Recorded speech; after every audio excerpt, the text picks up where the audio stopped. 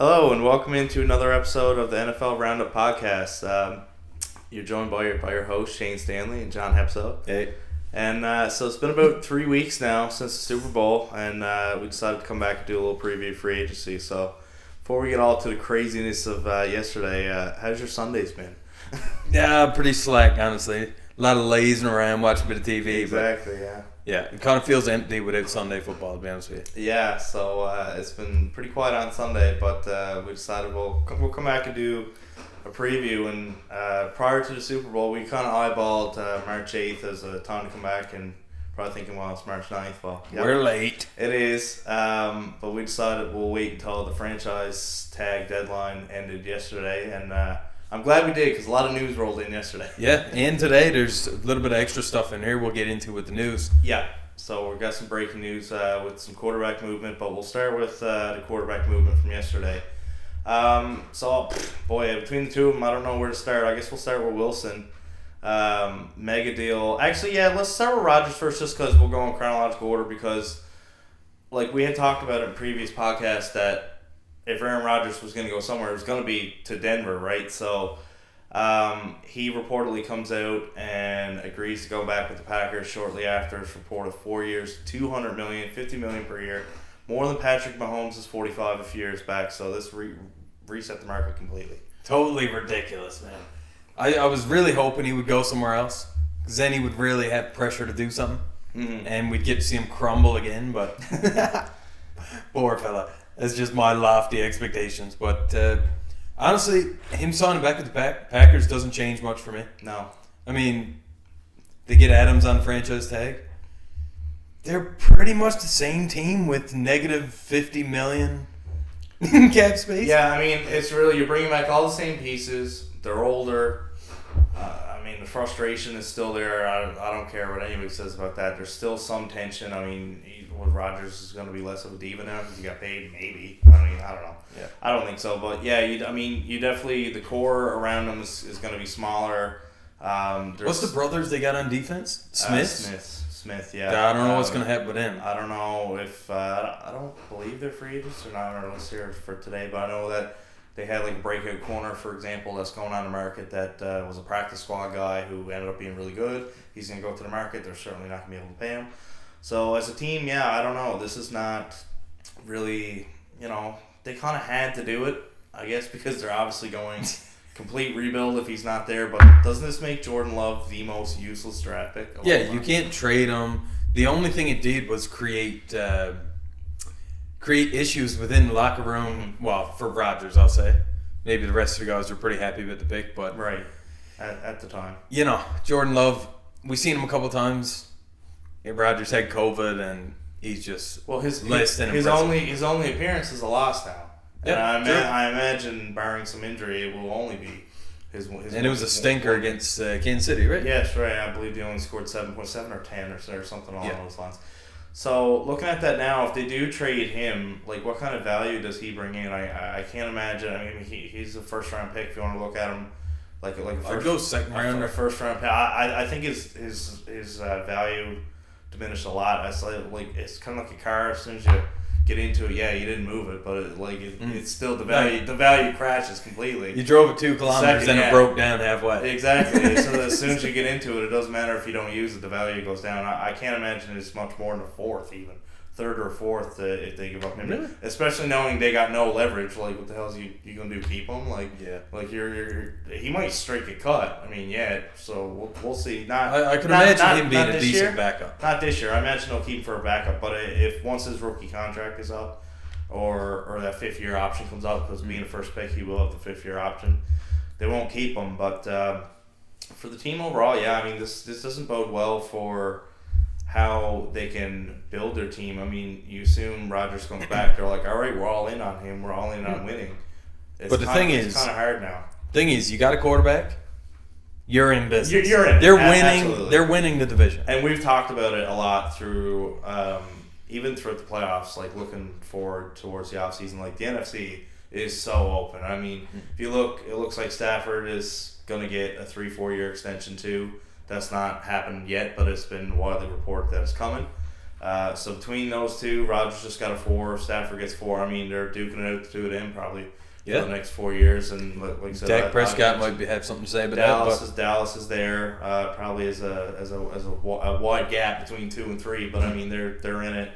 And who knows out of the NFC South? I mean, will the Bucs make a move? The Saints still got pieces. They want to make a last run at it. The next 2-3 years. Atlanta and Carolina are starting a rebuild. So I mean, you really don't know. A 10-win team is probably coming out of that sorry division next year. I mean, they're going to be the new NFC East team that's kind of like just there as the 4th seed, and then we'll see. But I mean, it seems like a 2-team race. I mean, for Rodgers, in terms of winning, this is probably the smarter approach. Like, we want him to go to the AFC because it's so loaded. That's just us. Just have them take each other out. Not necessarily being Rodgers fans, but I mean, we'll see. Like, you had a quarterback from the NFC that was good, but the team itself wasn't good, also going over to Denver now. So the AFC just gets more loaded, and the NFC's wide open. So in terms of winning, this was the smartest move for Rodgers for sure. Yeah. Speaking of Denver, what an unbelievable move. That GM just, he took a swing and it landed and it's out of the park. I mean, they gave up 2 first-rounders, 2 second-rounders, and 3 players. Yeah. Noah Fant, Shelby Harris, and Drew Lock. Mm-hmm. Drew Lock, he wasn't doing anything for you. Bringing Russell Wilson, he's just going to be a backup. He held no value, essentially. He'll help Seattle in their rebuild because they will lose games. Yeah, they'll lose games, exactly. Yeah. Next year in the draft, hopefully they'll get a hot. So I mean, it's kind of like when Goff went to the Lions next year. Like he's a guy who was in there. He'll start. He'll be serviceable, but ultimately he's there to just be the guy during the rebuild. That's kind of his role now. And I think the persons I feel worse for is Fant, probably just because he has the most potential out of everything, and we'll see who the picks are and how they end up. But I mean, he's probably the guy that we know for sure has some talent, has some potential. And I'm sure Denver didn't necessarily want to let him go, but learning more about the trade from Denver point of view, I mean, they kept all of their wide receivers, running backs, young guys. They got a pretty good. So like their offense is set, their defense is there. Von Miller's been teasing going back there already, leading up to free agency. But I got a question for you. Do you take Metcalf and Lockett? Or do you take Judy and Tim Patrick? I really like Seattle's wide receiver room. You know what I mean? That's the thing. Like, and Fant was the best tight end, right? I mean, like they got a young fella now, but they do have a guy there now that had like 300 yards or something this past year that they're thinking is really going to take that next step up next year. Yeah. So we'll see. They don't have as many picks again for the next couple of years. They do still have some cap space, so we'll see. We'll get into the free agent list for all the wideouts a bit later. But, I think you got your main guys, really. Like, Judy's your main guy. Like, Tim Patrick's really good.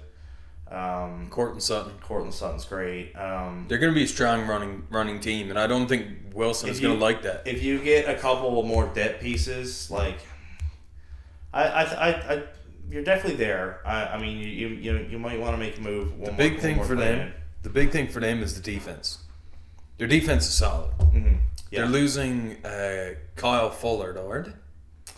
He was their safety, I believe, and I think he's gone. He's a corner, but he's getting up there. He's probably closer to 30, I think, than his mid-20s.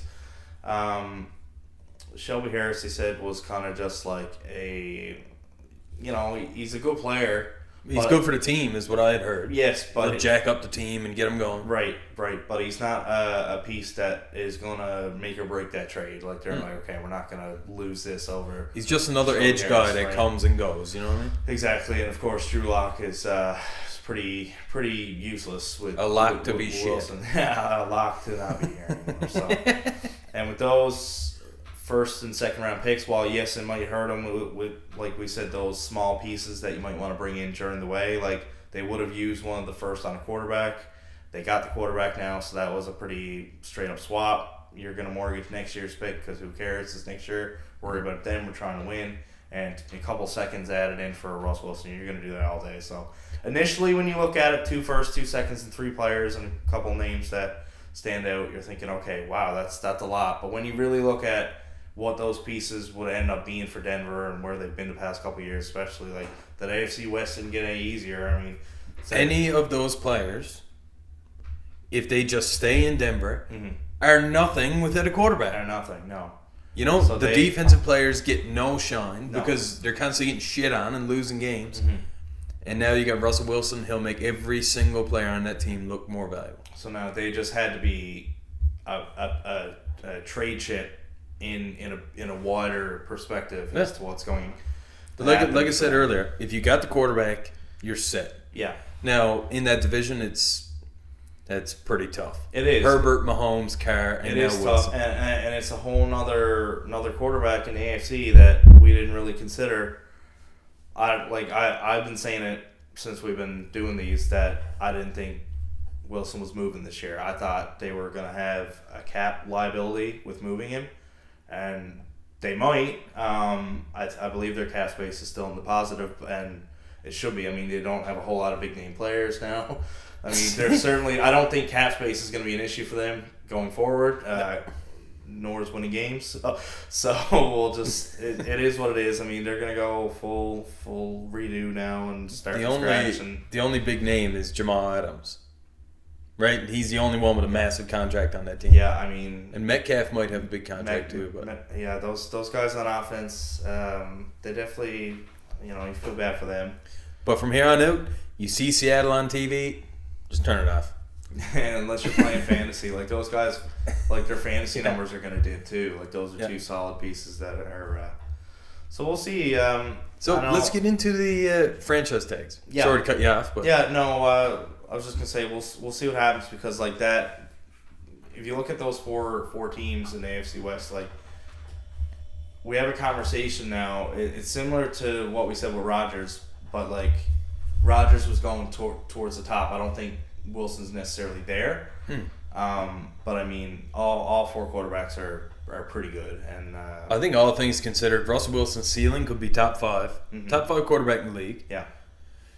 And, well, he's for sure top 10, without question. Yeah, I think he's closer to, like, somewhere between the 6 and 10 range right now. And if, he's got all offseason now to blend with those new targets. And we'll see if they can kind of build some chemistry. And who knows, he might break out and have one of those top 5 seasons. Like Stafford last year, he was in the MVP talk for a while. So, we'll see. The pieces around them might not be as good as the Rams, for instance, but, we'll see how they can collectively work together and try to formulate a good chemistry. So yeah, to me, Denver's a Wish.com version of the Rams. Yeah. Great defense, but you also have... It's just not as good as the Rams. Yeah, and it's actually a great comparison because not only the West on both sides, but they're the most competitive division in that conference, and I think that's you make an argument for the AFC North, I guess, but we'll see what Pittsburgh does and whatnot. But anyways, we'll see. It's another team that needs a quarterback, right? So that's right. I don't know, and we're seeing a lot of quarterback movement. So before we get into the franchise tags, let's talk about the news today too. So about an hour before we got on here, 2 hours, Carson Wentz got traded from Indianapolis to the NFC. So this is vice versa of what we've seen. He's going back to the NFC East on a different team. Oh my! I don't know. Like, and Washington made a big push for Wilson too. I gotta say I don't understand why. Like, they are not a team that I see. Okay, if they get their quarterback, like yes, we did say like if you got a quarterback, you're in it. But like, what else is there that they're like that's Terry all McLaurin, we need? Scary Terry. I don't get it. Chase Young. But I mean, they said they would trade Chase Young though. They said they would include him to get a quarterback. They're so desperate to get a quarterback. Like they were like that. Well, that is where it starts. It is, and I'd value a quarterback over DN. A DN any day. I mean, you talk about how sad the draft is looking this year. And it's because there's no quarterbacks. It's a quarterbackless draft, and this is the type of draft where Washington got him. Yes, it's a very similar outlook this year. So we'll see. I don't know. I don't get why they're like, this is our window. This is like maybe just because they're in the NFC. They're like, if anybody gets a good quarterback, they have a chance. Which, far be it from me. That's not. It's not a bad argument though. Like if that division don't take much to win. Like they are in it if they get. Yes. Maybe there was wild card. Maybe that was like a first part of like a big plan they had, and okay, now we're gonna move up in the draft and we're gonna do this, or we're gonna sign this person for like I don't know. Maybe there's more to it, but like they were offering like, geez, the house. It was a lot. Take the house. Yeah, it was a lot, right? And I mean, it was. And you're more likely to have a higher draft pick with them because they're more likely to not put it together. Yeah. Stink. Well, that would be a great trade for Seattle, wouldn't it? Yeah, I would think it was better than what they got. I don't know if they felt some pressure or something to. Well, think about it. The no trade clause. Yeah, Russell Wilson would have just said, nah. Russ was not having that. That house is shit. Yeah, like I'm not going in there. I don't even know if he came out and because like every like thing that I've been saying the same thing. Yeah, it's like I don't think he's approved it yet. Like everything's I haven't seen anything. Seemed to have gone through, but I don't know how official. But I don't know if he. I know he posted up like I love you forever, Seattle, whatever. So that was good. That was goodbye, I guess. So I guess And Seattle jumped ship, and I don't know if you've seen him post that. It was like a Beatles cover or something. Oh yeah. And it was like Wilson getting swept out the door. They had the castaway too of Buddy lost it and sees Wilson. Like, where are you, Wilson? Yeah, just his face on the volleyball or something. Yeah, so that's three big quarterback decisions, and Wentz wasn't really on my radar. I don't know. I guess I don't really care where he goes because they're going to be irrelevant anyways. Like, I wasn't as excited like these other two, and even Russ. I was because I was so set he was staying.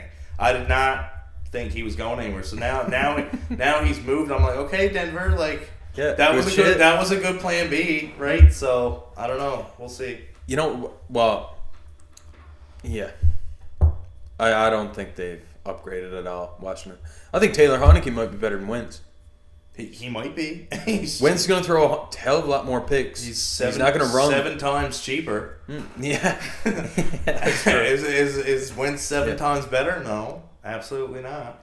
No. But I don't know. I guess they feel like if you put those guys like Terry McLaurin and Chase Young, they are in their prime. Like if you want to say, okay, let's not waste these guys. Because same thing, once their 5 years are up in Washington, they're going to offer them an extension. They're going to be like, nah, see ya. I'm out of here. So they're like, okay, let's entice these guys to stay and see what we can do. But we start by getting a quarterback. I don't know. Like, it doesn't make the NFC a little bit more interesting. I mean, vaguely, I guess. But, I mean, Dallas is... I'm trying to be nice. But Dallas is still a heavy favorite. I mean, they're... And the Eagles are coming on strong. You can argue, okay, is Washington second now?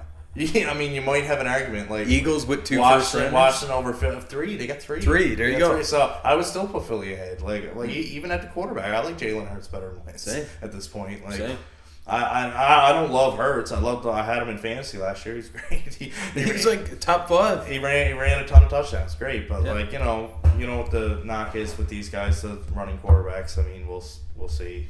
I don't know. So speaking of fantasy and amazing players.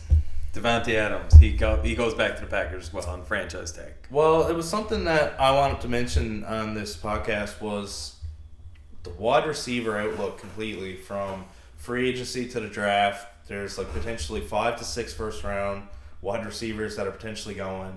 There was like 3 or 4 really big name value receivers that are heading towards free agency, and pretty much all got settled yesterday. Let's start with Adams. That was probably the one that made the most sense after the Rodgers move came out. I just think the Rodgers move was hinged upon will you franchise Adams? Yeah, I think as soon as Rodgers re-signed, he was in Rodgers' back pocket as he walked back in the 100%. Back in the stadium. And now Chris Godwin.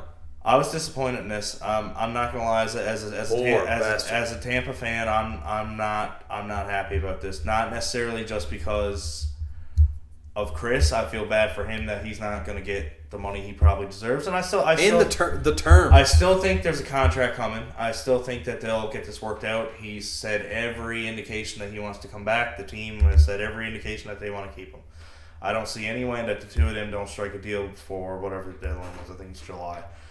Yeah. My issue is that team doesn't have a quarterback, so why are you prioritizing your receiver, which is a strong part of that team, the strongest, probably one of the only strongest, the way the strongest in the league, the way that their defense, their offensive line, Brady's gone. I mean, they're not set anywhere beside, and they're not set at receiver either. But of the two positions, I might argue the because opposite way. the other position or the other player that they were going to tag was Carlton Davis, and I think he deserved a lot more. He's top 10 corner, I think, is without question. He's not a lockdown, okay, he's completely going to take away one side, but these are the kind of guys that you got to pay when you got him. Like he's a big physical dude. Like what? Almost like a Browner type. Murphy Bunny's been touch and go. He's I don't know. I don't trust. His arm was like a friggin' ragdoll at first game of the season. So he's flailing arm playing too, man. He's had injuries. Jamil Dean he's been touch and go too. He's been hit or miss. He's either really good or really, really bad. Yeah. They were all hurt a little bit. Carlton Davis was steady. He was consistent. Like, I thought a deal was so set with Godwin that you were going to be able to just, like, either, one, get a deal before free agency even gets here, or two, even if he is a free agent, I'm not even scared someone else is going to sign him because I just think he's so committed to Tampa and totally fine with it. And now Carlton Davis is as good as gone. I don't think there's almost anyone because I don't think he was as set, like, he hasn't said anything about wanting to come back. Someone's going to offer him a shit ton of money, and he's not going to turn it down. Why would he? I don't think Tampa's got the money to keep him. And then, okay, Tampa, you got a bunch of receivers and no quarterback. So this is what I think Bruce Arians is thinking. So he's been coming out and saying, yes, Brady is great, but it all doesn't ride on him. There's so much credit to go around. Yeah. Because he's saying that all the credit is heaped on Brady. Mm-hmm. So he's looking for a bit of credit himself, you know what I mean? Yes. So I think what he's doing is keeping Godwin, and now he's looking to bring in a quarterback because as a quarterback, you want to go to a place with weapons. It's got to be an appealing spot. Yes. So I think he's building the highest appeal possible, and I think Deshaun Watson is a real is an opportunity, and I think Bruce Arians, he just wants to show that it's not all Brady. Yeah, well, same thing with Belichick. Yeah, it was very, very similar. And like, if that is what they're doing, I'm not as against it because but that's what it had. There has to be another chip to fall for me to be okay with this. Yes. Now, listen, I love Chris Godwin. He is a fantastic player. Whatever money he gets, he deserves every penny of it. My problem is the tag itself because now you're leaving yourself in a vulnerable position, tagging a player saying you're not going nowhere to a guy who didn't want to go anywhere. Exactly. It's a waste of time. It's an absolute waste. I didn't like the move the second I seen it. Now, they did say that they were trying to get a deal done yesterday before the deadline yesterday, so they didn't have to do this. Was that the issue? The issue is also cap, though. We're like negotiating a deal. I'll give you $2,000. That's all we got to spend. Like that. That's, you know what I mean? There's only so much money to go around. I mean, like they only got so much. I mean, they've spent a lot over the past few years now. Obviously, Brady, Gronk, AB, a lot of these 1-year deals, like they're not like that money's gone. It's not so much like because there's a difference. A lot of people don't look at it this way, but there's a difference between cap and money.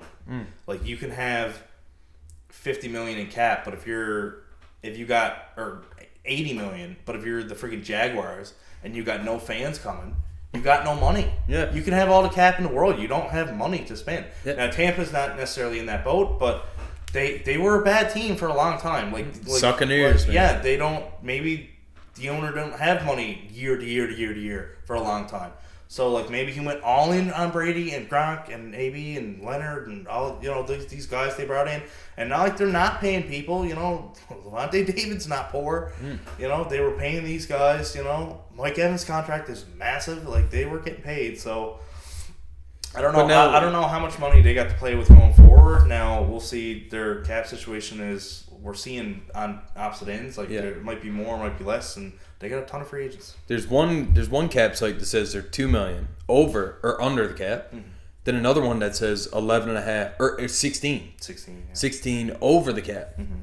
So I'm just trying to figure out what the discrepancy is, and I'm thinking that it could be Sue is on contract. Maybe JPP is on contract, and those guys are just going to retire. Yeah, and that cap will be lifted.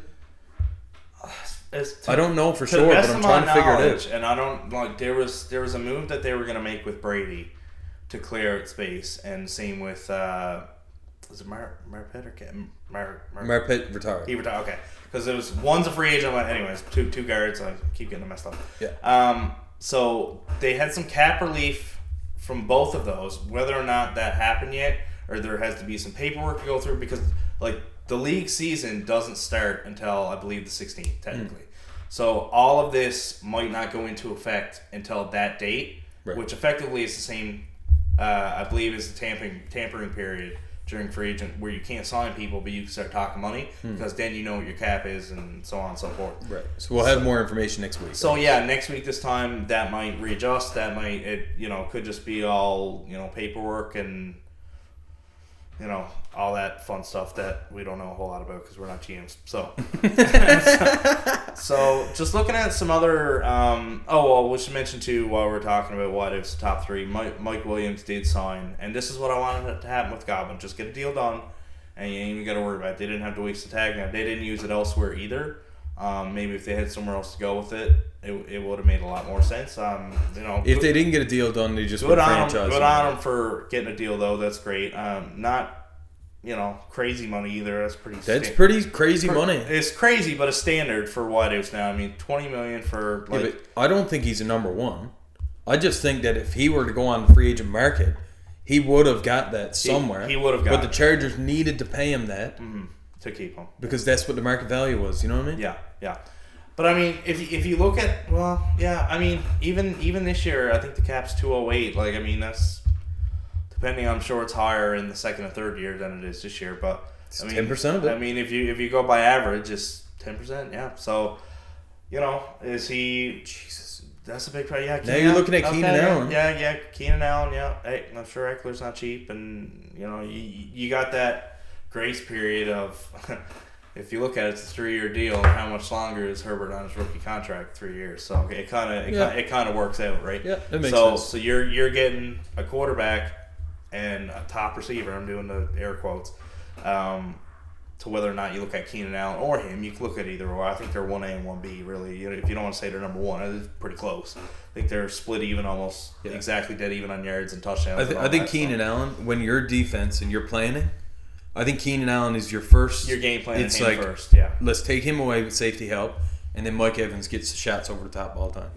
Yeah. So cool, because they're not necessarily like they got the same numbers, but they're not the same player. Oh yeah, exactly. Like it's almost like an Evans Godwin. Like Evans is not gonna be in the slot and taking hits all the time. That's more Keenan Allen, and then Williams is that Evans guy who's gonna go play the. I think he's better than Evans deep ball. Yeah, he can jump, man, like crazy. He's really. When you see his dreadlocks floating in the air, man. He's a really big guy. Like he's so sick. He like high point, the Randy Moss style catch. Yeah. So that was the 3 top receivers. So we were gonna run a whole thing here and they've ruined the whole segment. Yeah. Talk about how like that was probably like the most sought after position in all for like the NFL period. Like it's not a quarterback heavy draft like we mentioned earlier. It's a lot of receivers coming in. A lot of skill players. Yeah, a lot of skill players. So I guess it's not really surprising that they don't want them to go to the open market and see what can go. So it is what it is. But I wanted to mention one more that really stood out to me, and it drove me nuts when I seen it. Yep. David Njoku. So I'm going to read it stated to you, and this sounds fantastic. Just listen now. Started 17 games, 60 catches. That's 17 games, right? Is that right? 60 for a tight end, that's good. 729 yards. Okay, so for 17 game span, a whole season, 700 yards for a tight end is pretty good. And 7 touchdowns. Oh. If you look at that 17 games, if you played a whole season, 17 games, 60 catches, I mean, there's a catch to this. averages? 729 yards and 7 touchdowns. The catch, that is his last 3 seasons combined. Wait, what? So that wasn't last year? No. That was his last 3 seasons combined. He's only started 17 games in 3 seasons. He's only caught 60 balls, 20 a season, on average. Cleveland is ridiculously stupid. 700 yards and 7 touchdowns over a 3-year span. And when you look at that, as a singular season, you're like, man, that's a great tight end. But it's not. Why are they tagging this man? He is going to get top 5 tight end money with these numbers. It is ridiculous. I don't know what they're thinking. Like, they could have just went, hey, Gronk, you want to come over and play with Baker? And you probably could have paid him half. I don't. Or Zach Ertz. He's on the market. Like, he would be better than this guy. Yeah, I don't. Like, Cleveland just doesn't. He's not a completely junk. And to be fair, a chunk of those stats were from this year. So it was like a progression upwards. Yes. So if you want to project forward, sure. They'll have 400 yards next year. It's ridiculous. Come on, man. Hunter Henry basically had that this year for New England. And probably more touchdowns in one season. Like, unbelievable. I don't know what they're thinking.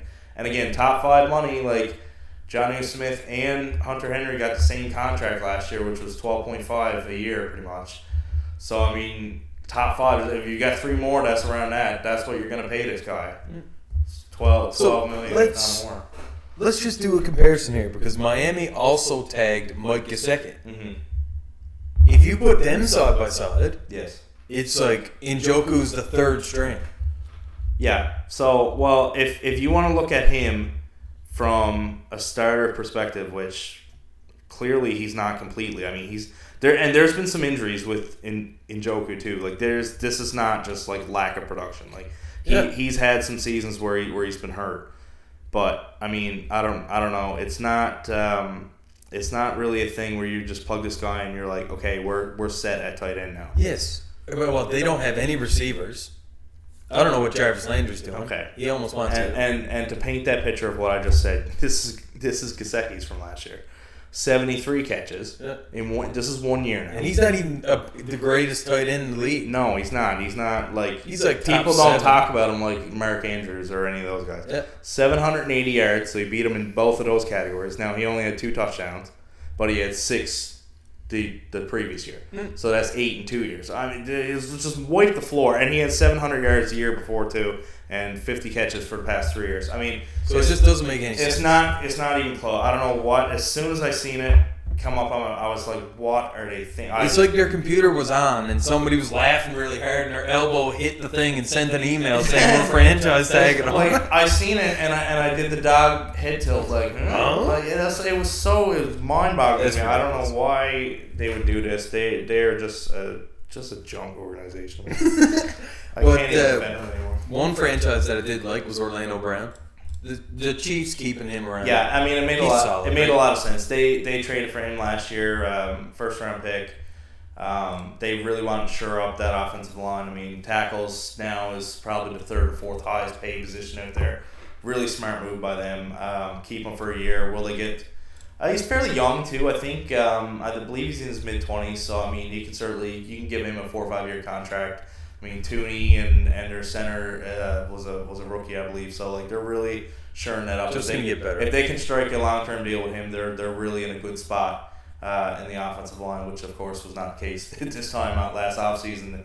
They looked like they had nobody. So I props to them for really coming out and shoring that up. But the last one too that happened, Jesse Bates, we like that.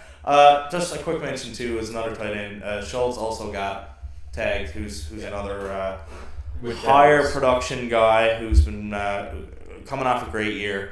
So another one that if you're looking at upward projection, he's probably going to get paid a nice bit. So props to Dallas for that. It's another one that made a lot of sense. And like I said, same with Jesse Bates. Jesse Bates, yeah, with the Bengals.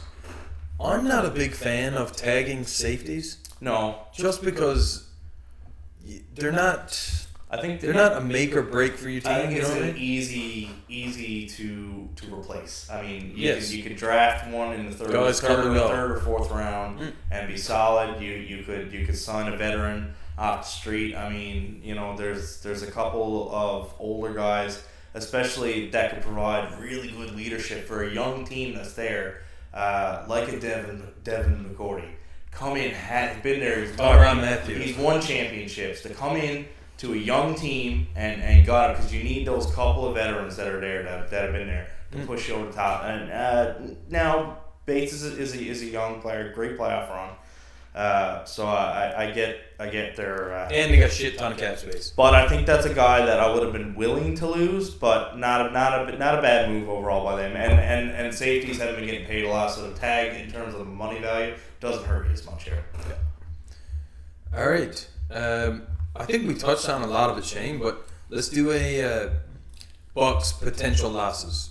So keep these guys or let them go. So you start with Ron Jensen. So, we'll just run through. We won't really get into the money value a ton. There's some positions where you can. But it's basically keep them or let them walk kind of thing. So, for Jensen, for me, I would say let him go. Center is another. I don't think they have a choice. Is another one of those positions that are pretty easy to get. You can get a free agent anywhere. That's the center. You can draft a center in the 6th round. And center to me is he's in the middle, but it's about the guys around him. Yeah. You know? Yeah. Unless you're facing a great nose tackle. Unless there's absolutely zero chemistry between the center and the quarterback, which in 6 months of an offseason you should have. Yeah, this guy touching your ass nonstop. That's what I mean. What are you like that? Like Brady had him put a towel between his ass because he had swamp ass. Anyways, nice. So there is some communication, I guess, depending on how picky your quarterback is. Imagine putting your hand on this guy's gooch and you take it out and it's just dripping, man. Oh, listen, gooch sweat. Tampa's warm. Okay, it's really hot down there. Yeah, for anybody. Yeah, I can imagine. So you take your hand off, can't even hold on to the ball. Slipping out. Just slipping out. Fumble on every play. Okay, so are Jensen. so exposed. Yeah. So he's so it looks like he's probably gone because he said that he's come out and said that he wants to be the highest paid center in the NFL. But he's come out and said it, so I don't think Tampa's gonna go for Tampa that. with negative 16 cap space. I don't think, and there's ways around the cap. I'm not too worried about the negative cap right now. They probably sign all these players. The cap is so silly sometimes. So he's a go for me. You kind of along the same lines with that one. He's gone. Marpet retired. So he's gone. That kind of leads into my next one. I think Kappa's interesting because I feel like it's bad to lose 3 pieces of your offensive line, so that kind of sways me to the keep him side. But then he was also out for the playoff run. I believe he got hurt against Washington in the wildcard round. They plugged in some random guy and didn't even notice he was gone. Yeah. So they won the Super Bowl without him being hurt, and they didn't miss a beat offensively. And he's a guard. And he is a guard, so he's not going to command massive money. So I wouldn't be shocked. I will say keep if we're picking one or the other, just because I don't think he's going to command a crap ton of money, and you don't want to have to replace 3 pieces of your offensive line. So yeah. I'll say keep just for our instance of this. And of course, Chris Godwin, he's there. Keep him, obviously. He's there, and I really he's not a hard-headed guy. He's not really. He doesn't give the diva vibe off to me. So I do think he will play on the tag if a deal is not done. I fully expect it to get done. I expected it to be done by today. So yeah, I fully expect he'll be there unless I don't know, he starts hanging out with some Terrell Owens or somebody for too long and gets the wrong idea in his head or something. Yeah, he'll be fine. I can't imagine. So I want to do a group here. Yes. Ronald Jones, Leonard Fournette, and Le'Veon Bell. Mm-hmm. And Giovanni Bernard, for God's sakes. The whole backfield is leave. Now, they have... The only one that's under contract is the young guy who ran for that touchdown. Keyshawn Vaughn. Yes.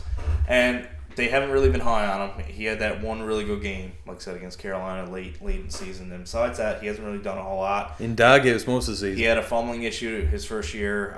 So, yeah, I don't know. I don't think it's looking too good for him. But he's the only one there under contract, and I don't see anybody else coming back. Rojo, no, he's going to come in, not huge money, but too big for what he's been doing. He'll be a number 2 back. He'll be a nice number 2 back. See him like going somewhere like a Buffalo or somewhere.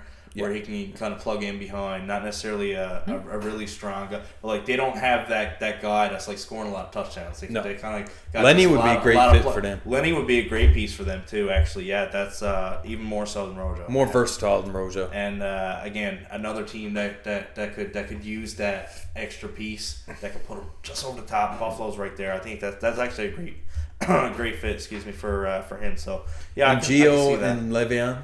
I just feel like they're going to be pushed out into the ether, and maybe mid-season next year they'll be signed somewhere. They might, yeah, if an injury comes up. Yeah. Bell for sure, because he was there this year. Bernard, I can see him going back to Cincinnati, to be honest, just because that's where he's comfortable. That would be great for them. It's not a bad fit, just because like they did have names today. I'm drawing a blank. What's the guy? Piron. Mixon Piron. Because like he did catch a few passes in the playoffs and ran it in, and that's kind of what Gio does.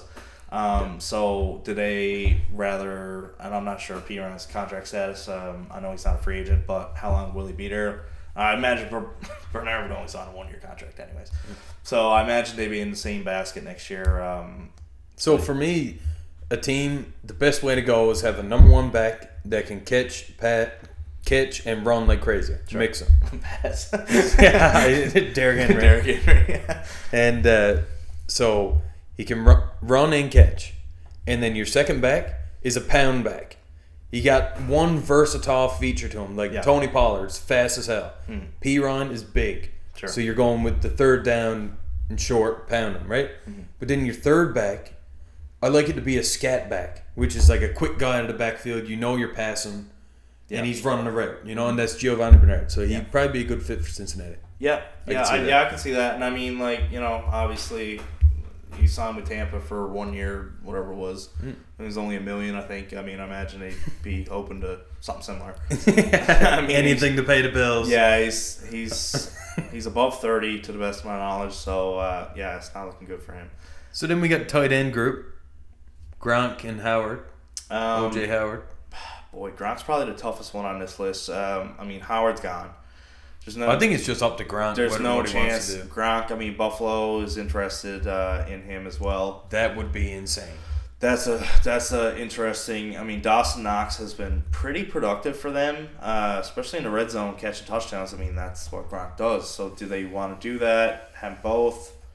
Certainly, no issue with having 2 big, strong tight ends that can score. Nothing wrong with that. No. Well, it'll help your run game.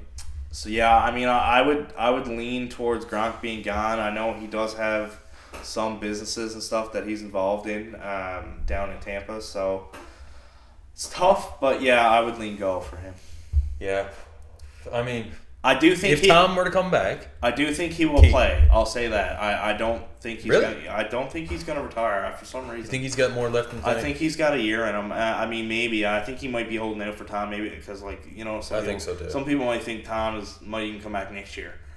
Take a year off, really miss it, and then come back. Like maybe he'll go Buffalo for a year and then come back to Tampa. Like who knows what Gronk is? Well, if Tom is playing in the league, Gronk is gonna be playing with him. That's 100% guaranteed. I heard this just after Super Bowl, and we I heard it before we did our last podcast because we did a recap. But it was not something that came up in conversation because we were talking about the game. But Gronk said if there was a quarterback he would like to play with, have anybody that's not Brady, it was Joe Burrow, which I thought was really interesting. Like, very similar style quarterback. Looking at our tight end list, Osama's a free agent too. So they're open for business. If I actually had that written there before. Yeah, if he wants to come in, they got a spot open there. Look out for them. I mean, they got the cap too. Like Gronk's not really been a guy who's like, I'm 30, I'll take a bit less. Like he's been getting his $10 million a year. Like, but what's the story with Gronk? He's not a cheap tight end. He's never spent a cent of his salary money. No. Right? Now, well, he probably has now to fuel his businesses and stuff. Sure. But for the most part, he's a very smart guy with his money. And his brand has always been big. He's always making money elsewhere. Gronk's big. Right? So, I mean, he's not... he's like, He's a great tight end wherever he goes. Greatest tight end of all time. Sure. He'll bring experience and touchdowns to whatever team picks him. Yeah. So, O.J. Howard, we can get into him later. I don't think they have a choice. He's gone to me. Yeah, he's just going to be one of those. I mean, I think he can be a nice tight end too somewhere. Yeah. Where and who needs a tight end of his caliber? And I had the Colts as a good spot for him. Oh, that's actually a really good fit with Jack Doyle going. Yeah, that's a decent landing spot for him. If they can get a quarterback. If they get Jimmy, well, perfect. To me, he's young, man. He's only like 27, 28 years old. Like, I believe Seattle's losing theirs too. That was the second team for me as well. So I can see him just taking the highest bidder and just be like, listen, I'm sick, okay? And he would probably be the top guy in Seattle. So he's still going to be like, okay, it's time for me to go somewhere where he's not. I can't see him signing. You're going up your fucking wings without. I can't see him signing with like a Buffalo, like I said, or a Kansas City, or like somebody who's a contender just to win. Like he's been there. He's done that for the past couple of years. He's got a Super Bowl. He needs some money. I don't think he just wants to get paid now because it is his first contract. He's been a bust really. So great player though. Outstanding player. He was just behind Gronk for 2 years. I mean, I don't know. He doesn't have massive numbers before he got there. And then Brate's always been there. Brate's always been there too. So he's always had some competition. Yeah. Even when he was technically the number one guy. Yeah. But now, so we mentioned JPP and Adam Kinsu earlier. But pretty sure they're gone. I can't see them coming back. I don't know. Sue's all. I was surprised Sue came back last year. So yeah, he's gone for me. JPP's. I'm 50-50 with him. I can see him coming back. I can see him going elsewhere too. Try to get one more in him. Like he's the kind of guy. He's like he probably should retire, but he's the kind of guy that you got to drag off the field. Like the dude literally has half a hand, and he still plays football. Like the guy is just a monster. Like I don't know. He don't really seem like the guy. He's like I did everything I can. He just wants to just hurt people. Like he's just legally. A monster. Yeah, legally. Yeah, he's crazy, but he's not. That so crazy. Let's get into the secondary. You got Carlton Davis and Jordan Whitehead. And Richard Sherman, but in jail is the. Yeah, we don't know. There's a report that he pleaded guilty to some misdemeanor. I didn't even really read it. I don't know. And he had that thing where he was chasing his fiance last year, drunk and stuff, and they were her and the kid was running anyway. It's the guy got some stuff going on. So, but then I want Jordan Whitehead to stay. I don't know how you're going to do it. I do too. I think he's higher on the priority list than a lot of these, like I said, the Gronks and the Lennys and the guys that have kind of been there. And okay, they're in here to win a championship. I think if Tampa wants to remain a core, that even if they're not the top team, they're still competitive. Like their defense is going to be a big part of that now. So they have to keep what pieces, which is again a big reason why I was really, really upset that Carlton Davis was not the tag option instead of Godwin. I really, really think that they're gonna miss him if he goes, and if they want to let him go for another guy that they will sign, that J.C. Jackson, McCourty, Stephon Gilmore even is out there. Yep. If there's another move coming, again, I'm okay with it. Right now, where the move, I'm not seeing it. I'm not happy with the way that it went with him. I don't think they're going to be able to re-sign him straight up. I don't think they're going to throw the highest money at him. I don't think he's in any position to say, yeah, sure, I'll come back, Tampa, on a discounted cut. Why? Like, he's going to go out there, and rightfully so. He's had a great 2 years. Yeah. All the power to him. He was a little bit banged up this year, so if Tampa wants to throw the ball, you're hurt all the time at him, okay. That's probably the biggest negative they can throw at him. That's their leverage. To not want him back. But Jordan Whitehead's kind of the opposite. He's a hard hitter, physical. Turnover machine. Yeah, ball hawk. Big plays. Ball hawk, hard hitter. He's solid, like Mike Edwards too, like in their other safety. Winfield, they've got the guys there that are really going to make a difference now. The only thing that he can do to not come back, and I do want him back, but I think his potential, he might price himself out.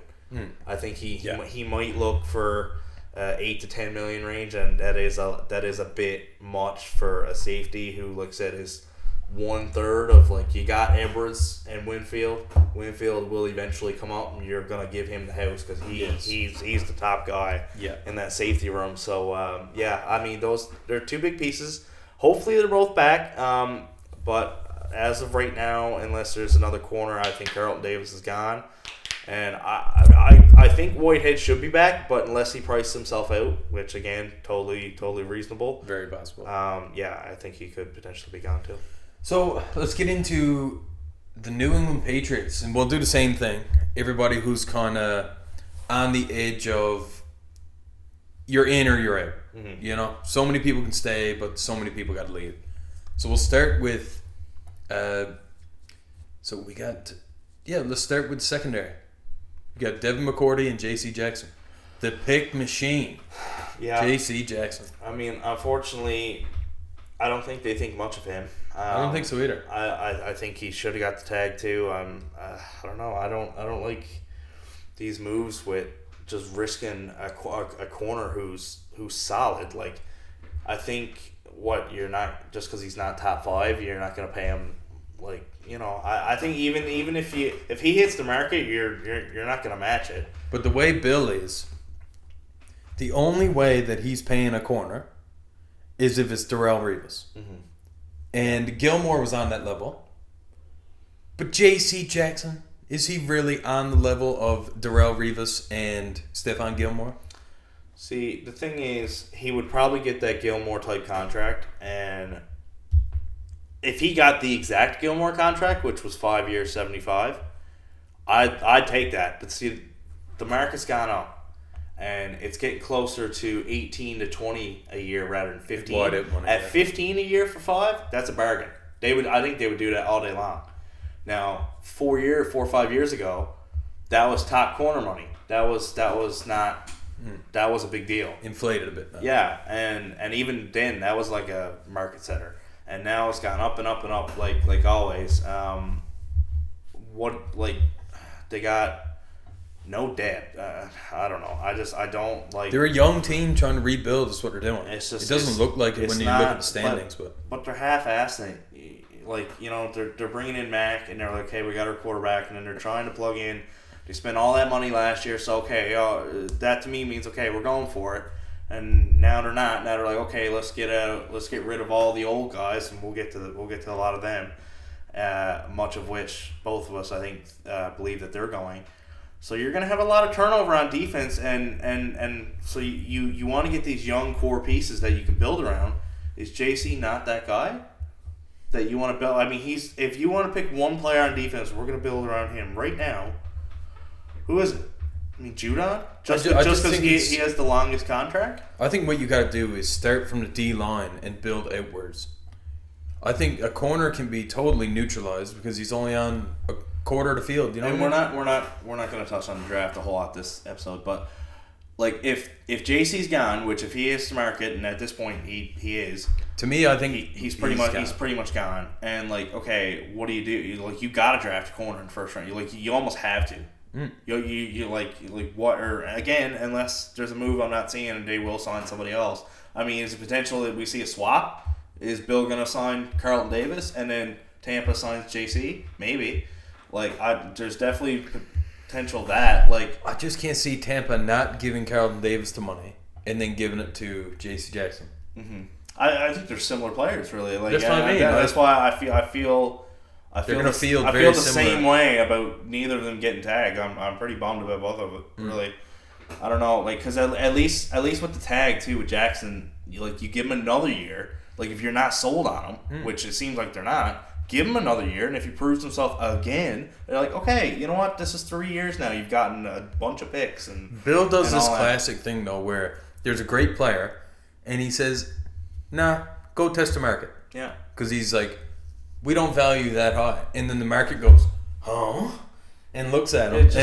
Why the hell is Bill not biting on that? And then he'll come back for less money.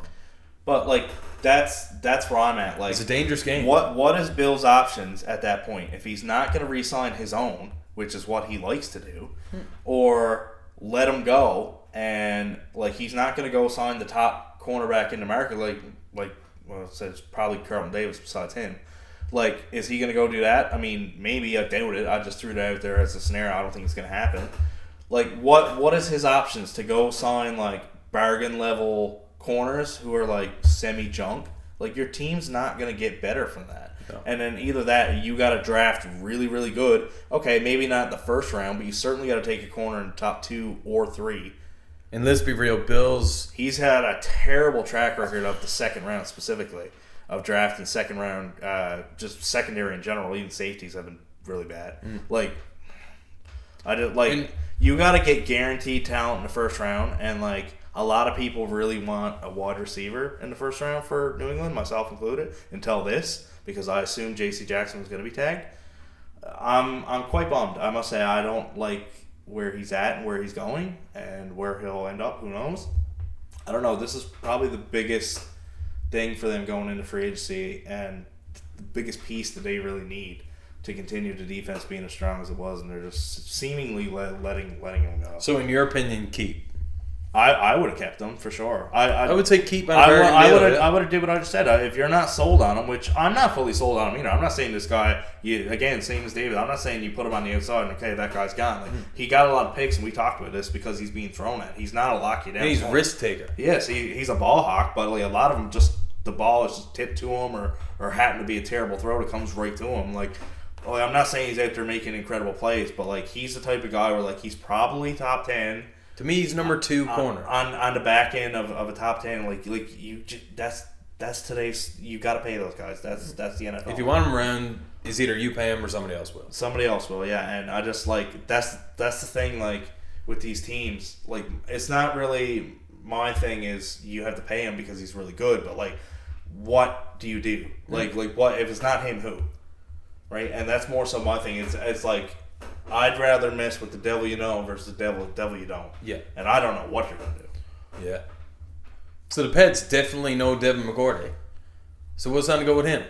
I think, like, I think he's at the end of it. That's the aging group that we're talking about. That's like, okay, like me and you talked about this the other day. Like, a lot of these guys that are free agent, you look at them and you're like, man, that's a sick Patriot 2015 team. Mm-hmm. And a lot of these guys, there's a lot of them. Like 7 years ago, fantastic. Like now, okay, they've been there. The dynasty's over. They're like the last remnants of just the lingering threads that's still there from the dynasty years. And so yeah, I think I'd say let them go. I mean, just for time's sake, we'll kind of lump all these guys together. Like Devin McCourty, Jamie Collins, Kyle Van Noy's already gone. He was a part of that. Hightower. Bentley's a younger linebacker that is there, but they're not really seeing a lot. And he was kind of brought in to be that high tackle guy behind Hightower and never really ended up being. So they might get him back because he hasn't really done a whole lot with high numbers. But those older guys. Even James White, pretty much wraps up the defense just because like all of those guys are really, again, McCourty, Hightower, Van Noy, Collins, like they're all. I'm sure they'll go to a team, and they're probably going to go like sign those 1-year deals. Like McCourty might sign in Kansas City, for example, if Honey Badger goes. Like you could see a move like that for a team. Like bring him in for a year, see what he can do. Collins has been really bouncing around. I don't really see a whole lot for him. Van Noy, same thing. He'll just sign to a random team. A couple other names that stand out, like they've had special teamers. Bill's really big on that. For the past couple years, he's had a couple guys. Like most guys have like their one core special teamers. Bill's had like 4. Slater, Ebner. Yeah, Ebner. Yeah, for a long time. There's a guy that's still there that they use all the time. I can't remember his name. The white guy, little white guy. Yeah. Gunnar Olszewski. Yeah, he's been doing a lot of that. So, anyways, Matthew Slater and Brandy King are 2 of them that came up now. Now, Matthew Slater's been a Pro Bowler for 8 or 9 years. Like, it'd be a great pickup for somebody. He has one of the most Pro Bowls of anybody. Like, if you just stack them up, like how many Pro Bowls everybody's got, if you take away what it is. Yes. Like, he's got more Pro Bowls than Travis Kelce. Okay, he's not better. He's not a better player than Travis Kelce, but like or whoever, player X. But like that's As a position player, special teamer, one of the greatest of all time. I'm not sure what the exact number is, but eight or nine Pro Bowls is 8 or 9 Pro Bowls. Yeah, it's nuts. And I think they only take 1 or 2 for special teams. So it's no punts right It's now. not a gigantic window to bring somebody in and be like, well, but he's just been labeled the best, and that's what he does. So yeah, sure, I definitely see him as somebody who can play. Now again, he's north of 30, so he's not the same player. And Bolden and James White. I feel like James White might stay, but I feel Bolden's the guy. I feel the other way. I think Bolden might stay. Yeah. I think he really picked up slack this year and played really well. He did, when yeah. James White was hurt and gone. True that. So I think they might see more of what he can do, and they say, okay, I've seen something from him this year. And James White, I do also see James White coming back. To be honest, I think their backfield will be completely intact going into next year. Now, puts them in a tough spot because they do have a lot of running backs. So, maybe if I had to lean one way, I guess I would say James White's probably going. Just because, like I said, you did see that bit of spark from Bolden. And Bolden's another guy who does play special teams and stuff, and Bill does value that. So, I think Bolden stays. White, who knows? He's kind of lumped in with the Gio Bernard. Yeah, he's kind of like Harris, too, in a way. Yeah. Yeah, so last couple names, we'll kind of do rapid fire here. Just literally stay go. Nick Folk. Keep. Brian Hoyer. I think you keep him just because, I think he's if nothing else a coach to Mac Jones. Agreed.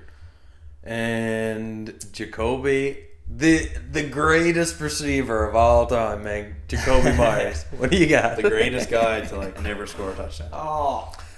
So he finally got one this year. So listen, he's a restricted free agent too. Can he go somewhere and be a factor on a team? Sure. Number 3. He's not a number 2 receiver in any sense of anything. No, and I think New England's definitely looking to get a receiver. Like I was saying, whether it's a draft. I don't see free agency, especially now with the lower field, but I don't know, and I'm so freaking distraught about it. I just the whole corner thing really got to me because I think it was perfectly set up. You keep JC, and then you can get a receiver in the first round. I feel like they can't do that now, so I don't know. Maybe it's more likely he comes back. You got that familiar setting with the team and all that. So I can see him coming back. Yeah. Well, that's it for our Pats segment here. Let's get into some free agent talks. So basically what we'll do, we'll just go through each of the major positions, kind of throw out a couple names for each one. We won't stretch this out too long just because we're already an hour in, so we won't go too crazy with it. Just kind of want to say whether or not they were going to stay at the current team or leave and maybe throw a fit for that player. So we'll dive into quarterbacks first. The top one, believe it or not, I have is Jameis Winston. Yeah. There's always potential he goes back to Tampa. I think the safest route is he probably goes back to New Orleans just because they still not know what they got with him. He's been there for 2 years. They still really don't know. Just because he got hurt, maybe if he was healthy and, he had a couple good games. He was playing well the first quarter against Tampa when he got hurt. So, I don't know, maybe he would have made a better name for himself going into the offseason if he had continued playing. So, we'll see now what's in it for him. I'm not really sure if there's any teams that stand out that, I don't know, he was probably a good fit for a Washington. Had not made that trade today. A team of that ilk that's kind of really got nothing going on. Would Indy take a shot at him now with no quarterback? That's what I'm thinking. And maybe Pittsburgh. Pittsburgh was another one, I had in mind. He's reckless, though. And I don't think Tomlin's going to put up with any bullshit there. No. No. And now Washington got their quarterback. They got Wentz. They got a quarterback, not the quarterback. Yeah. Useless. And, number one on my list, Mitch Trubisky. He hasn't been amazing or anything, but, he could be a serviceable quarterback. I'm thinking for Pittsburgh. Okay. I think if he goes to Pittsburgh, he'll be fine. So, reported today that the Giants are looking at him as a starter.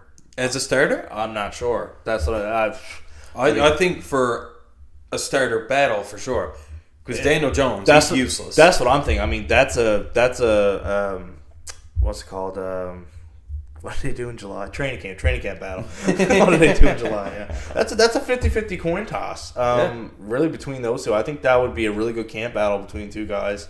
I don't think Trubisky's really ever had a shot. And when he did, he's a winning quarterback. Well, if he goes to the Giants, he still won't. They're awful. I mean, like, I think he'd be great. If you want to bring him in, I mean, I thought he was a solid backup on Buffalo. Like, if Josh Allen got banged up, especially a guy who runs the way he do, like, if you need a guy to fill in, like, I mean, if he got seriously hurt, they're screwed. But, like, if you need a guy to fill in for 2 or 3 games or something, or like COVID or whatever, one game here, one game there. I mean, he's a guy you can plug in, and he's had games where he's been successful. So I could see him going somewhere and having some success somewhere. But I think an interesting name that has been linked to Tampa as well as Teddy.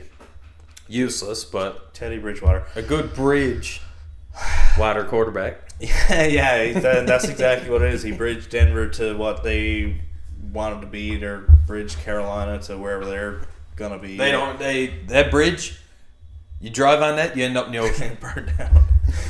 I mean, the quarterback class is very, very weak overall. If you look at it, it's terrible. There's really not anybody. There's I group Garoppolo in this because I don't think he's fully out of the woods when it comes to movement. We probably should have grouped Deshaun Watson in there as well. There was a deadline, too, with him. Remember, we brought that up sometime in March that they had to move him. Otherwise, there was going to be some cap money going Garoppolo? on. Yeah. So, well, I had heard he was going to be moved by March 8th or March 16th. I believe it might have been 6. It may have been 4. I know that we had brought that up previously, that he had to be moved by a certain time, So there's a couple quarterbacks still available. There might still be some movement yet when it comes to interesting names. Like I said, Cam Newton. Kyler, that whole shit show. Cam Newton's out him there being too. A baby. A couple of those guys who are just sitting around. Yeah. I think that's settled. Kyler Murray fiasco. But, I heard him complaining again the other day though. So overall, he will till he gets paid. Yeah, that's right. So overall, the quarterback market is very weak. So we'll move on to receivers. What we thought was going to be the strongest market. Yeah, was going to. Now still some reasonable names. Allen Robinson's probably. He's number 1 on my list. Top of the bill right now. He was also my top. I had Odell. I had Odell as number 2. Just circling back for a quick second to Robinson. I kind of like you said with Mitch Trubisky. Has he really been given a fair shake? No, probably not at all. He's never had a decent quarterback. I mean, if you want to say Fields, but Fields, to be fair, hasn't really had a shot yet either. So, I think he could really succeed somewhere. Not fully sold. He's a number 1. Like, he's going to go somewhere and be like, okay, I'm the guy, maybe. I feel like number 2. If he was given the right quarterback, like, okay, he's a guy that I'd love to see in Denver, for example. Yes. Like, who's going to fit in with that group, and, like, can he become a number 1 with the right quarterback? Maybe. Sure. He could play Lockett is his own beast. Mm-hmm. Little white kid that's fast. I mean, yeah. Robinson doesn't really fit that mold, but he could. Does it all. He's not necessarily a small guy, Robinson, but he's like he plays a lot in the slot, even though it's like kind of like Galva. He doesn't have Evans' size, but like when Evans does play the slot, he can. It's kind of like that. He's not. He's kind of a hybrid actually. He's probably somewhere in the middle between a slot guy and a guy on the outside. He's kind of a jack of all trades, master of none kind of thing, and that's kind of what you're getting with him. You kind of get a bit of everything, but it's not like I said, Wish.com of somebody who can really do everything, yes. you know? Yeah. But, yeah, is he going to be a number 1 guy and change your total offense? I don't think so. But, he's probably the most interesting because I really don't know what kind of money he'll command either. He's really a docile. I'm guessing probably 10 or 12. Yeah. That's what I think. Yeah, I mean... He's shown some serious production. I think just because the market's the way it is, I think he'll get a bit more than that. I think maybe 14, 15, but I don't think he's worth that, per se. Me neither. But I think the market is always above it. I think it's... They're all worth anyways. And I got Juju as my number 2, actually. Where he should be on any team, as shown the last couple of years. Yeah. I mean, after AB left? He was interested in Kansas City last year. That's why I'm not really gung-ho on him, because I think that's almost a layup to happen. Yeah. He was interested in them last year, and they weren't, and now they're interested in him. So whether or not he's still interested in them, which I'm sure he will be, Pittsburgh has the outlook to be absolute junk. Why not go to a good team? They might be losing Watkins. Yeah, I He mean, fit that role perfectly. I think the shoe fits there. I mean, that seems like a the layup. shoester fits. You're full of these today. I've been thinking of these all week. Yeah, it does. The glass slipper fits, I think, for that one. That yeah. So I think he's going there. He was third on my list. One guy I really like, Will Fuller. I like him. Yeah, When he played with Deshaun I do Watson? like him. He's he's got some on-field issues too. He's not always the most dependable guy. He's had some suspensions. He's kind of crazy, to be fair. He is nuts. So, Yeah. like, he does produce, and he has produced with, I don't want to say a junk team because it was Watson thrown to him. So while yes, it was a junk team, he had a good quarterback. Well, So that's why his numbers are that's why he's lauded as a guy who's been good, even though really not a lot of us are watching a whole lot of Houston games. But I actually think Jameson Crowder is actually in that same ilk where he's been on a bad team, but he's really stood out as a Agreed. What's a big fish in a small pond kind of thing. Like he's on a bad team, but he's pretty good. But then if you put him, he might be a small fish in a big pond. If you put him on a team that's really looking to contend, like is he gonna be that guy that can really step up and help? To me, he'll make a few plays for you. Sure. You know? Yeah. In a playoff game, he might have 3 catches. One Which guy would be nice. One guy I noticed I don't see on your list that's on mine. I actually had fourth is Michael Gallup. I think Dallas is gonna. You think he's a shoe and he's going back? I think they're gonna give him a big contract. Yeah. Just it doesn't make any sense to me. Torn ACL. Why the hell do you not just keep Cooper? Yeah. And that's another thing we should have did a topic on. Yeah. Was the Dallas Cowboys? Yeah. I mean, this Amari Cooper is like. I mean, yeah, that kind of leads into the Gallup thing. Like Gallup has to go back there with Cooper gone, right? Like they. I mean, they had. You've got CeeDee Lamb, and then that's it. A guy from the stands. Yeah, you come down, no? You look tall. Schultz got the tag, so he's back. Cowboys, man, what the hell? They're Cowboys. I don't know, man. Jerry Jones just forgets everything Again, those players have done. I'll go rapid fire because my list was tremendously longer than yours. Yeah. Emmanuel Sanders. Good, but Good, number not- 3 receiver. Good, not great. Valdez Scantling. He's been pretty good in Green Bay. I think he stays in Green Bay. I think Rodgers probably stipulated that with his contract. Yeah. AB. You got to include him. If anyone could see the face I just made at Shane, it was pure disgust. I think Baltimore could be a player. Baltimore's the only one that he and that's kind of the way it is. Like nobody's gonna. Hey Antonio, you want to play with? Like he'll. There's not people beating in the door He'll to come in. campaign himself on a team. I mean, a couple other small ones. Christian Kirk, AJ Green. We both had. Solid guys. I mean, might make a few catches for you, but I mean, Yeah. you're not going to blow a game open or anything. So to stick with the offense, we'll kind of wrap up the offense with rapid fire with these couple too, because there's not a whole lot of tight ends. Gronk, we said earlier, Bengals. Buffalo is certainly in play. I think if Tom can get out of Tampa Bay and get to the 49ers, I think he goes to the 49ers. Yes. Him and George Kittle. That's oh my god, I forgot. Man, can you imagine two of them on the same team? It'd be insane. Oh my It'd be god, nuts. never even like. Gronk would take a I massive pay think cut. that's a shot with shot in the absolute dark. Like it's not likely at all. I don't think either Arians would let of it those happen. scenarios. But yeah. So Then you got besides CJ Uzomah. besides that, Osama's probably the most mouth-watering of whoever's left, just because I don't know, this is kind of king the dipshits for this too, because it's not a whole lot, it's not a whole lot to pick from. It's a small pool. Zach Ertz is there, but he's getting old. I had Evan Ingram and Gerald Everett from Seattle. Like I said, plug and play pieces, nothing great. We talked about O.J. Howard, so that's pretty much it for the tight ends. Yeah, and I wanted to mention, O.J. Howard, like I said earlier, he's pretty good.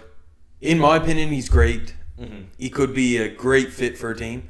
I feel like, I don't know where, he could go to the Colts. That's what I think. Yeah. I think he'd be a good fit there. I mean, he's got to go somewhere where, especially if he wants to be that guy, which I think he does. Imagine he does. you probably want to go somewhere with a quarterback too, right? But then you're getting into contender land, right? Then you're just going to be in the same spot you were. Yeah.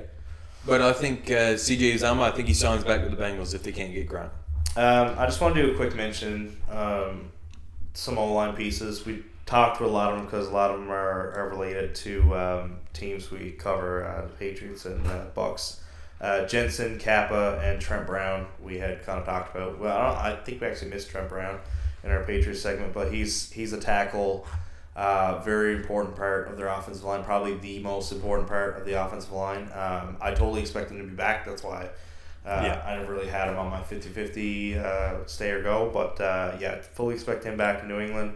If not, he's a great piece for someone out there. He's done the New England thing before where he was great in New England, left, didn't do that great, came back to New England, now he's great again. Does he go somewhere else? He may not be as good. Teams might be a little standoffish on him, so don't expect him to go that far. But on most lists that I've seen of the top free agents, Terran Armstead from the Saints have been near the top, and I've even seen him at number 1. And what is he? Tackle as well. So tackle, now, again, he is aging, but enough, as an offensive line, you can play a bit older. I mean, look at Whitworth, he's 40. Yeah. So, I mean, Armstead being, he must be around 28 or so. He's certainly there for another contract if you want to sign him. So, he's a great player, and I'm sure he will get paid and go somewhere. And I don't expect him to be the Saints with their cap. So, one list that I want to mention is the linebacker group. I think the linebacker group is the strongest group of free agents here. You got Bobby Wagner, Chandler Jones, Dante Hightower, Melvin Ingram. This is the biggest player to me. Foye Said Aluakan. Played with Atlanta. Mm-hmm. Unbelievable player. He's everywhere. He's picking the ball off. He's forcing fumbles. And a lot of people don't know much about him. They ain't got a clue. They don't know. No. He's going to get a big contract somewhere. I'll just throw in a few extra that were on my list. Yep. Clayton Vanderesch out of Dallas. He's not a coverage guy per se, but he's a tackle machine. Is what he likes doing, and somebody who has experience and does cover well is Anthony Barr out of the Vikings. So I expect almost all these people to sign with new teams. Maybe not Chandler Jones. That's probably the one that is most likely to come back, but he has voiced frustration in Arizona previously. Obviously, he's a sack monster. I mean, he'll randomly have a game with 5 sacks or something. First game of the season last year. Scary like that. Like he's not always the most consistent guy, but boy, he's just been he's been consistent over season to season. He'll have parts of seasons where he will miss, but from season to season, he has been unbelievable since leaving New England. So I fully expect him to get a pretty healthy contract elsewhere. Now for the secondary, I got Tyrann Mathieu, Stephon Gilmore, Devin McCourty, Kyle Fuller, J.C. Jackson, and Quandre Diggs. Yeah. I think Tyrann Mathieu, I just don't know if they got the money for him in Kansas City. I think he might go to Baltimore or the Colts. Teams that need I like to see him in Baltimore, actually, because I feel they don't have that anchor, that Ray Lewis type guy on their defense there, or Ed Reed, who's really that vocal leader in the locker room, and Matthew's got that. He's chippy. He can. He's a prick. He can play. Yeah, and you need that. You need that. When you said it, didn't need the dog in him, right? Like he got the dog in him. Like he's a really fun player to watch. So I want to mention a couple extra corners too on that list. Casey Hayward from the Chargers has been a good player. Joe Hayden. He's kind of bounced around the AFC North a little bit. I don't know how much he's got left, but he was ranked pretty high on some rankings I've seen. Pat Peterson from Arizona used to be a really, really, really good corner. Okay, yeah. He's older now, and just one I wanted to throw out. He recently came off the retired list, Malcolm Butler. So he's looking for a team. I don't know. He was on Tennessee last. He was on a team under contract. I don't know if that means he can sign anywhere if he was caught. Like what the retired list has to do with it, I'm not 100% sure. But yeah, they're all pretty good players. A lot of aging players in that group, so definitely some risk. But like I said, there's some the J.C. Jacksons and the Carlton Day. Like there's talent there. Quandre Diggs is not old, there's some very really good players. I mean, obviously Honey Badger's a really really good player. Marcus Williams too, one of the biggest pieces of the Saints defense. He's a free agent again with their caps. I can't imagine they signed anybody back. Jabril Peppers too from Carolina has had some success on a defense that's been pretty good, steady. Not a great team, but they've had some decent seasons defensively. So just a couple players to stand out there. Yeah, there's a couple guys that I wanted to mention on the D line as well. I'm sure you got a list there as well. But yeah. Dante Fowler, solid guy, getting a little older now. Mm-hmm. Jadeveon Clowney. Yep. I can't see Cleveland keeping him. They got to move off him. He's gonna try and get a big contract. He's probably commanding too much money at this point for his production. Yeah. Malik Jackson. He was with the. I didn't have him on my list actually. He is a great player. He played on Denver during that Peyton Manning run, and he was fantastic with them. Yeah. Calais Campbell, Saxonville. Yep. Yeah. There's a couple other ones. Von Miller we had obviously. Denver has certainly showed that interest in him, and he's teased going back there. Whether or not he will, I'm not sure. Now with Russ, it definitely attracts him to that market, and they do have money, so wouldn't be shocked. Hassan Reddick, listed as an outside linebacker, similar to that of like a Shaq Barrett. He's listed as a linebacker, but he plays off the edge. Had 11 sacks this past year, so he's going to get paid. You got Gregory, who's coming from Dallas. Brandy. He's been a pretty good player for them. And then Akeem Hicks, really, really consistent player. Played with Chicago. Had some really good seasons, but again, aging player. We'll see what kind of contract he can get. I don't imagine it'll be super long term, maybe like a 2-year deal at most. Expect him to go to a contender, again, playing on a pretty bad team for a couple years. So I'd like to see him in New England, maybe. We'll see. He can certainly play the other side, oppose Judon, or can play some. I believe he's big enough. He can play some D tackle too. Yeah, he's a good run stopper, right? Yeah, I think I checked out his stats, and he's only had like 6 sacks over the last 4 years. Or right. You know, he's had a rough go, but yeah, he is a solid run stopper. Absolutely.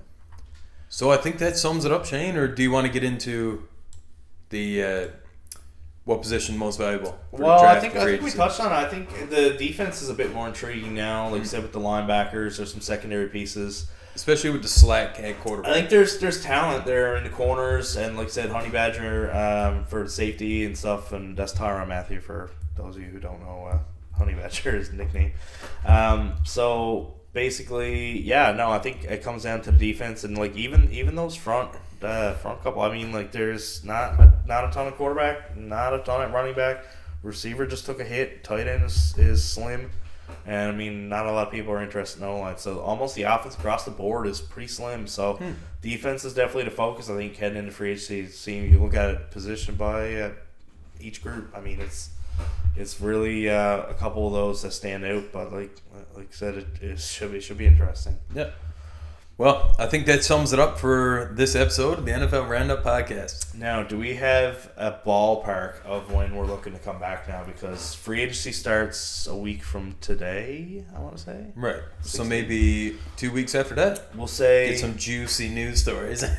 Yeah, I'd say it'll be probably 2 to 3 weeks from now. We'll see. I guess if there's a lot happening in that first week, and there always is, like if probably 2 weeks from today, if a lot of the key players are signed, we'll come on, and if there's still a lot of news out there, or not a lot as much as we think is going to happening, then maybe we'll stretch it to 3. Yeah. So we'll ballpark it. We'll see now if I can get a date in mind, just to keep us all in the loop. So free agency starts the 16th. A week will be the 23rd. So either the 23rd or the 30th we'll be back. We like doing these on Wednesdays. Kind of fits our schedule. So we'll try to do that. But for now, I think that's it for this one. Cool. Don't forget to like and share and download the podcast. Thanks for listening. Yeah. Thanks, guys. Peace.